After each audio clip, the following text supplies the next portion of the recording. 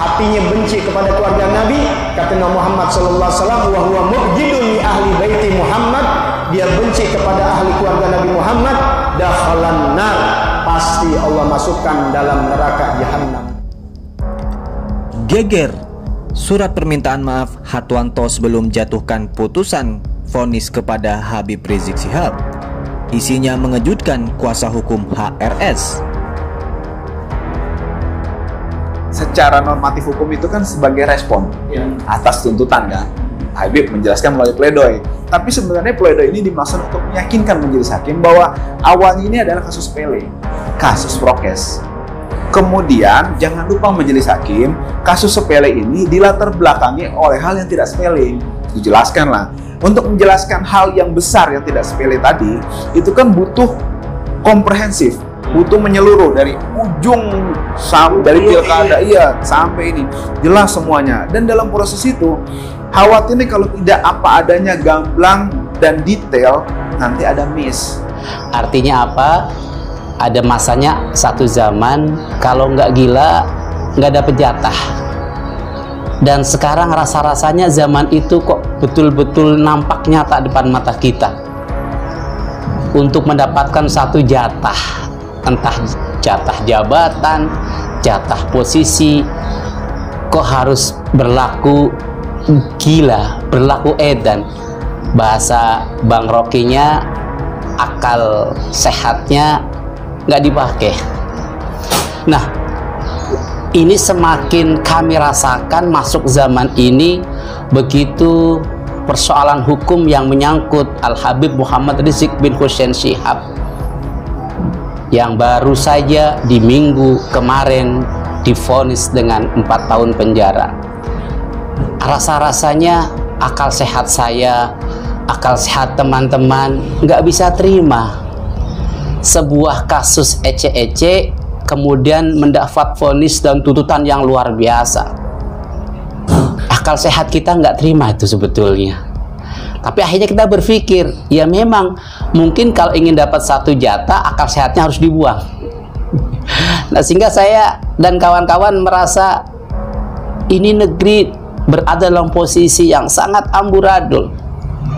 Dr. Anwar Abbas, negeri penuh munafik. Nah, kalau sekarang saya mengatakan negeri penuh dengan orang edan. Negeri penuh dengan orang yang akal sehatnya tidak ada. Akal dan hati nurani mana yang mau terima seseorang yang berobat ke rumah sakit menyatakan alhamdulillah sehat, fakta di lapangan nggak ada kegaduhan gara-gara beliau di rumah sakit, nggak ada gejolak di kaki rumah sakit. Beliau cuma mengatakan alhamdulillah saya sehat-sehat saja. Kok bisa divonis 4 tahun? Padahal faktanya juga kita melihat ada pejabat tinggi negara yang berbohong terhadap publik, dia menyembunyikan sakitnya. Dan saya pikir wajar sajalah orang menyembunyikan, nggak mau publikasikan sakitnya. Tapi begitu luar biasa, hanya persoalan itu kemudian dituntut dengan 4 tahun penjara. Ini sangat amat mengusik hati kami semua. Inna lillahi wa inna ilaihi raji'un. Kita berduka, bangsa ini berduka karena gugurnya, tewasnya, meninggalnya, matinya keadilan di negeri yang kita cintai ini. Berarti sekolahnya cuma S1, tidak S2, apalagi S3 ya. Walaupun S2 dan S3 tidak jaminan bahwa orang itu pasti adil. Nah, menurut hadis riwayat Abu Daud yang sudah saya bacakan ya, yang juga banyak dikutip, maka hakim itu ya kategorinya 3 dan 2 masuk neraka ya. 1 hakim yang pandai dan adil ya, dia pandai dan adil memutus, itu yang masuk surga.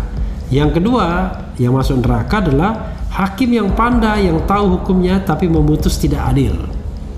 Nah, itu masuk neraka. Ini menurut hadis ya. Nah, yang ketiga hakim yang bodoh, yang tidak berpengetahuan, tidak cukup pengetahuannya, dan pasti memutusnya juga tidak benar. Bagaimana dia mau tahu hukum yang benar kalau dia sendiri adalah hakim yang bodoh, hakim yang tidak paham, hakim yang tidak tahu. Saya tidak mau menyebut di ranah mana Hakim Katwanto ya, bukan urusan kita untuk menghakimi ya, hanya untuk mengingatkan saja bahwa memang di pundak seorang hakim itulah keadilan itu dipanggul.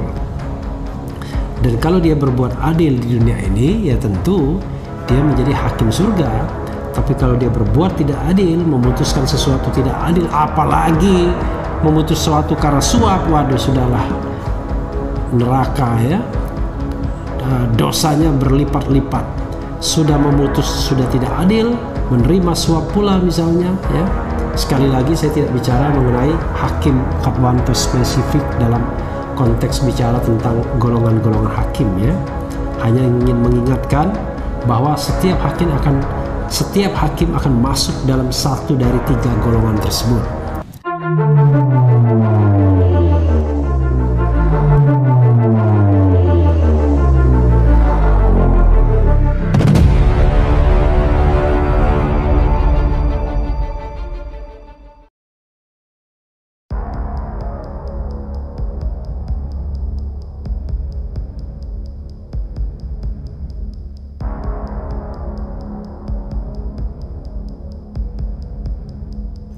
Menurut HNW, vonis tersebut sebagai putusan yang tidak memenuhi rasa keadilan umum dan harapan tegaknya hukum berkeadilan. Wajar bila HRS menolak dan menyatakan banding atas vonis hakim, karena khalayak awam hukum pun bisa menilai adanya ketidakadilan dalam vonis tersebut dan ketidaksesuaiannya dengan fakta di lapangan soal kebohongan dan fakta tidak terjadinya keonaran akibat pernyataan HRS, ujarnya dalam keterangan Jumat 25 Juni 2021. HNW mengkritik pertimbangan Majelis Hakim Pengadilan Negeri Jakarta Timur bahwa HRS terbukti berbohong atas swab tes antigen yang dilakukan sehingga menimbulkan keonaran. Saksi ahli di bawah sumpah menyatakan bahwa pernyataan HRS bukan kebohongan. Berbeda dengan vonis hakim, ternyata tidak pernah terbukti bahwa setelah dipublikasikannya pernyataan HRS kemudian terjadi keonaran di masyarakat. Terjadinya keonaran di masyarakat justru akibat dakwaan jaksa kepada HRS yang mempersoalkan imam besarnya HRS, ujarnya. HNW menilai semestinya aparat penegak hukum dan pengadilan juga memberikan sanksi kepada beberapa menteri yang di awal masa pandemi COVID-19 menyampaikan informasi yang tidak sesuai dengan kebenaran. Dia mencontohkan menteri yang menyebut COVID-19 tidak akan masuk ke Indonesia karena iklim tropis membuat virus tersebut mati. Dia mencontohkan himbauan menteri terkait masyarakat yang tidak perlu mengenakan masker karena masker hanya untuk orang sakit. Selain itu, dia juga mencontohkan masyarakat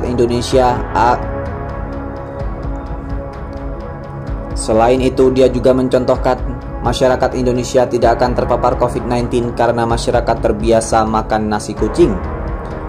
Pernyataan itu tidak sesuai fakta. Bahkan karena menyepelekan COVID-19 sehingga penanganan atasi virus ini tidak serius dan terprogram sejak awal. Ini mengakibatkan keonaran menasional yang menimbulkan korban jiwa, ekonomi, dan sosial politik. Lalu, mengapa mereka tidak terkena sanksi hukum? Apalagi sampai ditahan dan dimajukan ke meja hijau, tambahnya. Wakil Ketua Majelis Syuro Partai Keadilan Sejahtera atau PKS ini juga menilai beberapa kejanggalan dalam vonis hakim tersebut, antara lain opsi yang diberikan oleh majelis kepada HRS untuk meminta pengampunan atau grasi kepada Presiden Joko Widodo. HNW mengatakan opsi ini memang diatur dalam peraturan perundang-undangan yang ada kewenangan Presiden memberikan grasi. Tetapi kata dia, grasi itu baru bisa dilakukan bila tersangka menerima vonis hakim. Oleh karena itu, HNW mengungkapkan penyebutan alternatif pengampunan atau grasi menjadi sangat tidak lazim.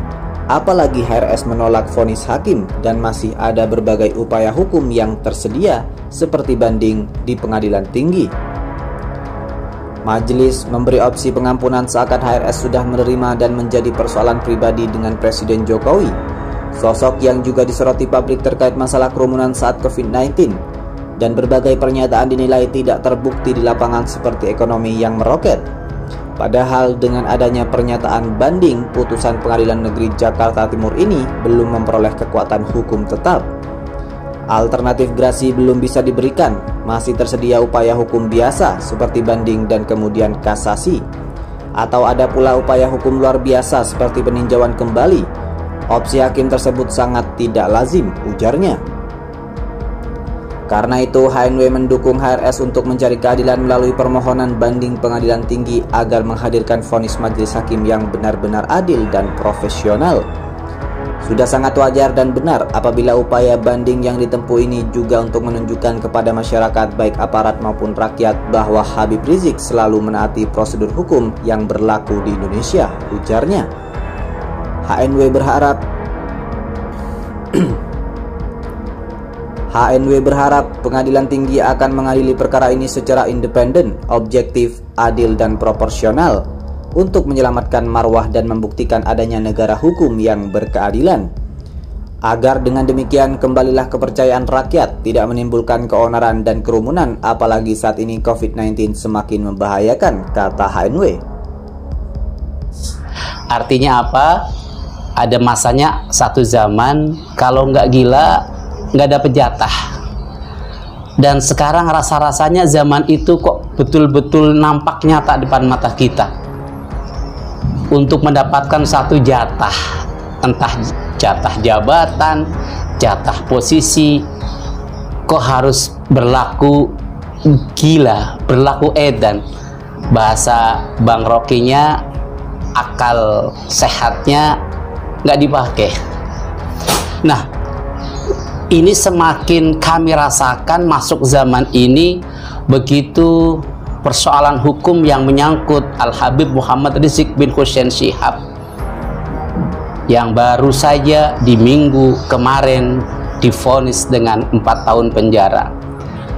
Rasa-rasanya akal sehat saya, akal sehat teman-teman nggak bisa terima sebuah kasus ece-ece kemudian mendapat vonis dan tuntutan yang luar biasa.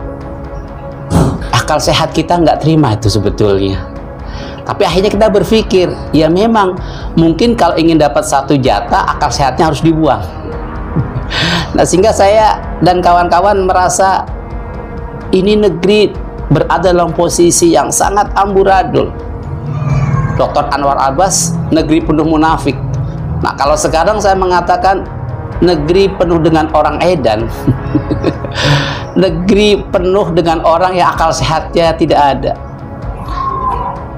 Akal dan hati nurani mana yang mau terima seseorang yang berobat ke rumah sakit menyatakan alhamdulillah sehat, fakta di lapangan nggak ada kegaduhan gara-gara beliau di rumah sakit, nggak ada gejolak di kanan kiri rumah sakit, beliau cuma mengatakan alhamdulillah saya sehat-sehat saja. Kok bisa divonis 4 tahun? Padahal faktanya juga kita melihat ada pejabat tinggi negara yang berbohong terhadap publik, dia menyembunyikan sakitnya. Dan saya pikir wajar saja lah orang menyembunyikan, nggak mau publikasikan sakitnya. Tapi begitu luar biasa, hanya persoalan itu kemudian dituntut dengan 4 tahun penjara. Ini sangat amat mengusik hati kami semua. Inna lillahi wa inna ilaihi raji'un. Kita berduka, bangsa ini berduka karena gugurnya, tewasnya, meninggalnya, matinya keadilan di negeri yang kita cintai ini. Berarti sekolahnya cuma S1, tidak S2, apalagi S3 ya. Walaupun S2 dan S3 tidak jaminan bahwa orang itu pasti adil. Nah, menurut hadis riwayat Abu Daud yang sudah saya bacakan ya, yang juga banyak dikutip, maka hakim itu ya kategorinya 3 dan 2 masuk neraka ya. 1 hakim yang pandai dan adil ya, dia pandai dan adil memutus, itu yang masuk surga. Yang kedua yang masuk neraka adalah hakim yang pandai, yang tahu hukumnya tapi memutus tidak adil. Nah, itu masuk neraka. Ini menurut hadis ya. Nah, yang ketiga hakim yang bodoh, yang tidak berpengetahuan, tidak cukup pengetahuannya, dan pasti memutusnya juga tidak benar. Bagaimana dia mau tahu hukum yang benar kalau dia sendiri adalah hakim yang bodoh, hakim yang tidak paham, hakim yang tidak tahu. Saya tidak mau menyebut di ranah mana Hakim Katwanto ya, bukan urusan kita untuk menghakimi ya, hanya untuk mengingatkan saja bahwa memang di pundak seorang hakim itulah keadilan itu dipanggul. Dan kalau dia berbuat adil di dunia ini, ya tentu dia menjadi hakim surga. Tapi kalau dia berbuat tidak adil, memutuskan sesuatu tidak adil, apalagi memutus sesuatu karena suap, waduh sudahlah, neraka ya, dosanya berlipat-lipat. Sudah memutus sudah tidak adil, menerima suap pula misalnya ya. Sekali lagi saya tidak bicara mengenai Hakim Katwanto spesifik dalam konteks bicara tentang golongan-golongan hakim ya. Hanya ingin mengingatkan bahwa setiap hakim akan masuk dalam satu dari 3 golongan tersebut.